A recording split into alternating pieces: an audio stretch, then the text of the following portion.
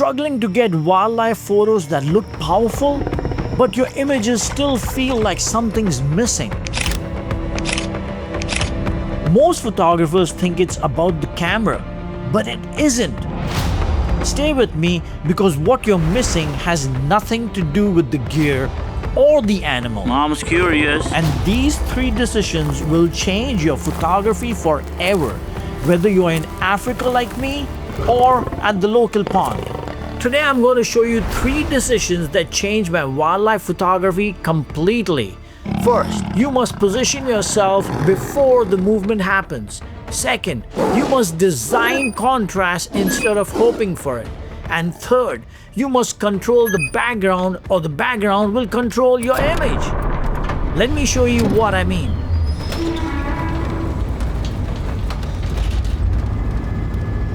It was early in the morning in Africa when our tracker suddenly spotted a lion.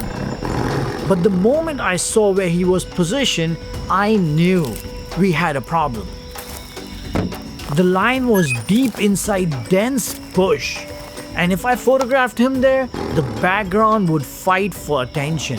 The image would lose its power and the viewer's eye would never settle on the lion. The second challenge was the light. It was still quite dark and changing my exposure setting to compensate would completely shift my look. I didn't want to break the consistency of my style just to make the scene work.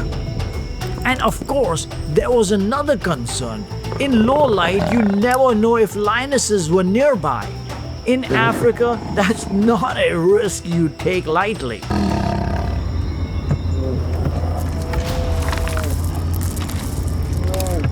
Our tracker, being the expert that he is, came up with a brilliant idea. He knew the lion's regular path.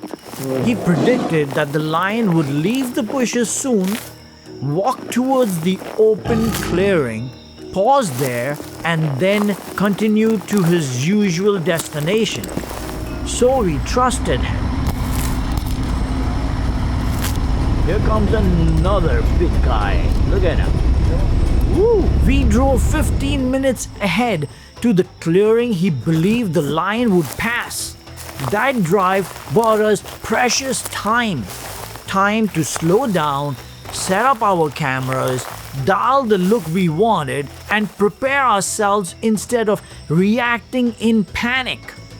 And as I waited, I kept hoping the lion wouldn't walk too close to the tree in the clearing. I needed separation because separation is what guides your viewer's eye directly to the subject. It's what gives the image clarity, strength, and emotion. This is why separation matters.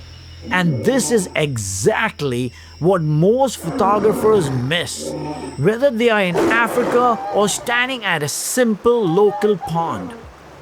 So what do we take out of this?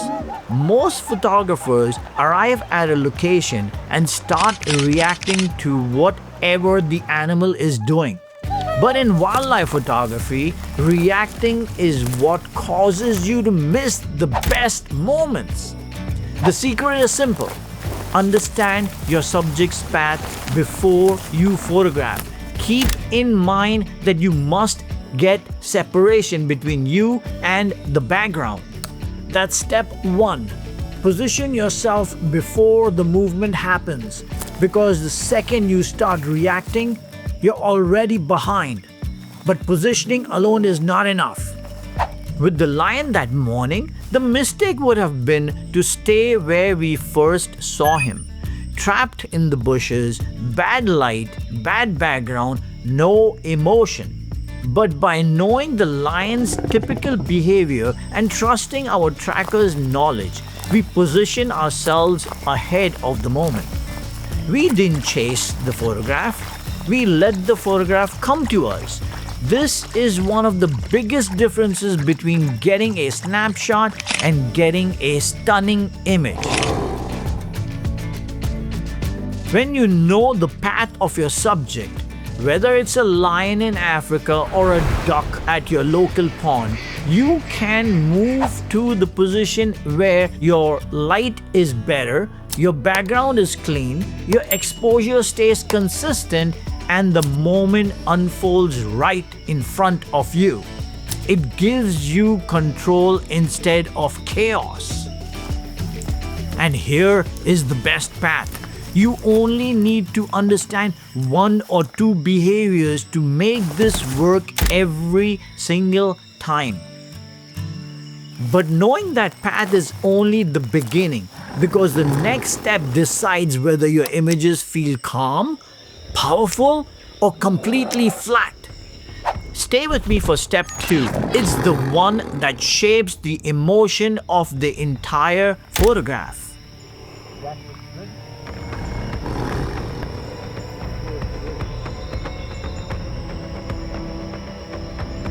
Africa is not and never was a bucket list until Eugene called me and he's like, Ejaz, we're gonna go to Africa. Oh my God, look at that. And that's the weakest part. That is so cute.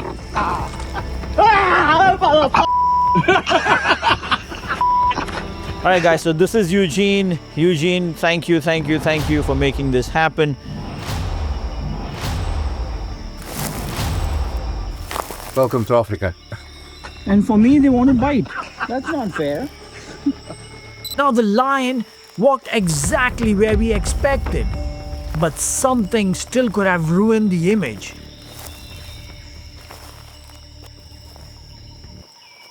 Alright guys, contrast is so important because you see everything is like brownish, greenish and whatnot.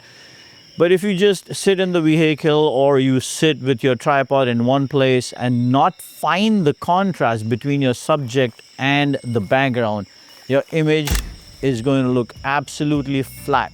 So contrast must be on your mind at all times. Nature is full of color, texture and tone, and because of that, it's incredibly easy for your subject to get lost if you place it against a similar color or even a similar gray tone. Your eye may see the animal clearly in real time, but your photograph won't. A quick clarification: you should only check gray tones if you already know you're converting the image into black and white. In that case, tonal separation matters more than color. But for most wildlife photography, color contrast between your subject and the background is essential. Let me show you a mistake I made. In this photograph, I placed the lion against a tan background. Lion is tan, the background is tan, everything blends in together. Actually, I was not allowed to get off the truck. There were other lionesses in the area and my tracker would not take any chances with that. So I took the photo from where he placed the truck, and even though my tracker tried, he could not place us in a spot where there was any kind of color contrast. As a result, the viewer's eye doesn't know where to settle. The image feels busy, flat, and unresolved, even though the subject itself is powerful. This is one of the most common mistakes photographers make, whether they are in Africa or they are at the local pond. So what do you do instead? You move, you walk left, you walk right, you change your angle, you look for contrast, not convenience. And if you can't find enough contrast between your subject and the background, then you create separation using depth of field. You simplify the background, you soften distractions, you give your subject room to breathe, because contrast is what tells your viewer where to look. And even if you position correctly, and even if you find contrast, one thing can still destroy your photograph. Alright guys, you absolutely must avoid busy backgrounds. Now what do I mean by busy backgrounds? I mean, these trees, they have so many details. If your animal is there and you shoot this way, what's going to happen is that the audience is going to start looking at the background. Of course, they'll look at your subject, but they're going to look at the background as well. So busy backgrounds is an absolutely no, no, no. You must keep that in mind.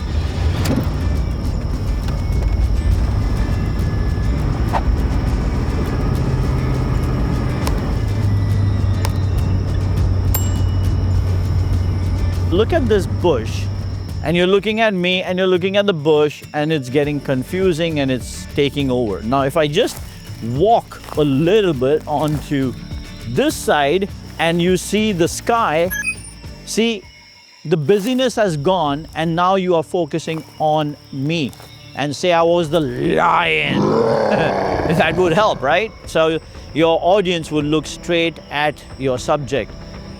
Busy backgrounds, they are photo killers. They will kill your images instantly, and there's nothing you can do in Photoshop. Bring the sky into your image. I know, it's easier said than done. Saying get the sky into your image sounds simple, but in reality, it's very, very challenging. To get the sky into your image, you must photograph from a very, very low angle.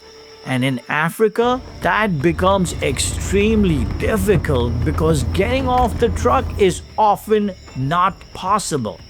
Most safari vehicles elevate you at least by 3.5 feet, and that means when you photograph an animal from a vehicle, you are always looking down at it. At that angle, the first thing that happens is you kill the majesty of the animal. The second problem is the background. When you're looking down, your background becomes the ground behind the animal, which is usually busy and uninteresting. And in doing this, you're not utilizing the full capabilities of your lens. You paid a lot of money for the lens so you could create beautiful background separation, but the potential gets wasted because the distance between your subject and the background is too small. I often hear photographers say, I was in Africa and the animal was so close I could even touch it. That's actually not a good thing.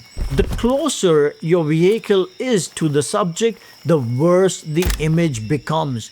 The background stays sharp, the separation disappears, and the photograph loses its power.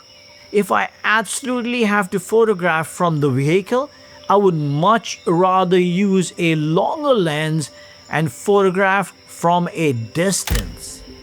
And if you are going to photograph from a vehicle, talk to your tracker. Ask them if they know of a spot the animal goes to regularly that sits slightly on a hill. Then ask if it's possible to place the vehicle at the bottom of the hill. In the field, even a slight slope can be incredibly helpful. It allows you to utilize the lens's f-stop to its fullest, creating beautiful separation between your subject and the background. And here is the biggest reason you want the sky in the frame. You will almost always get contrast. The sky is blue for the most part, and you don't find blue animals, so to speak. And that color contrast helps pull your viewer's eye directly to your subject. There's nothing you can do with the busy background. Your audience is going to look at the busy background and not your subject, and you're going to go back from Africa or from your pond in your neighborhood pond and say, I didn't do this right.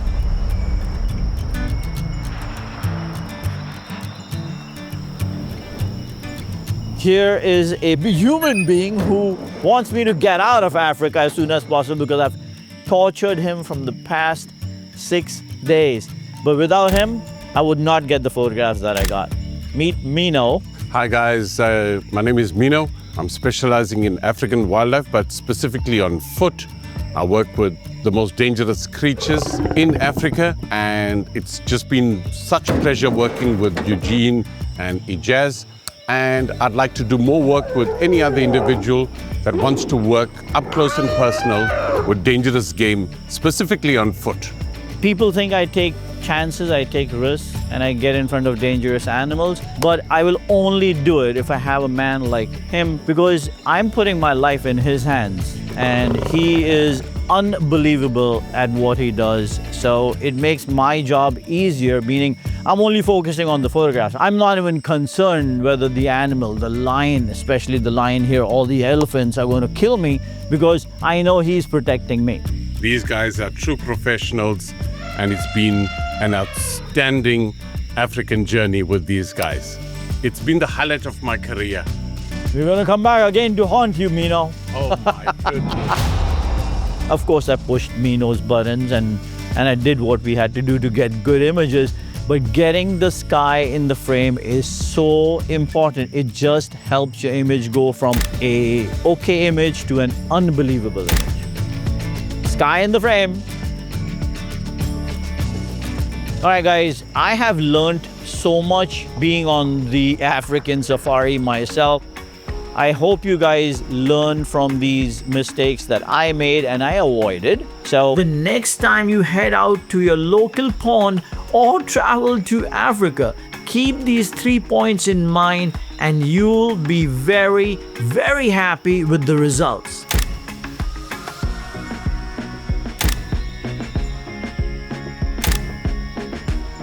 If you want to go deeper and get real value, make sure you watch these videos in this playlist. The link is right up here. I'll see you guys in the next one. Thank you.